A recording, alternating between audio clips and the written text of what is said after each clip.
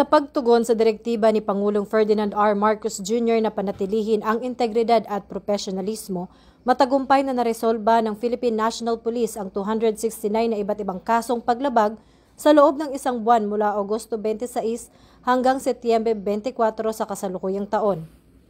Ito ay naganap sa ilalim ng panunungkulan ni Acting Chief PNP Police Lieutenant General Jose Melencio C. Nartates Jr. na nagpapatupad ng mahigpit na zero tolerance policy. Ang mga kasong ito ay nagresulta sa agarang aksyong pangdisiplina na nagpapakita ng matibay na dedikasyon ng PNP sa pananagutan.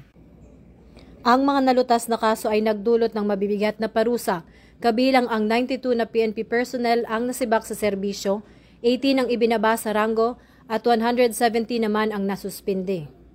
Mayroong ding 2 pagbawi ng sweldo, 27 reprimand, 8 restriction at 5 withholding of privileges.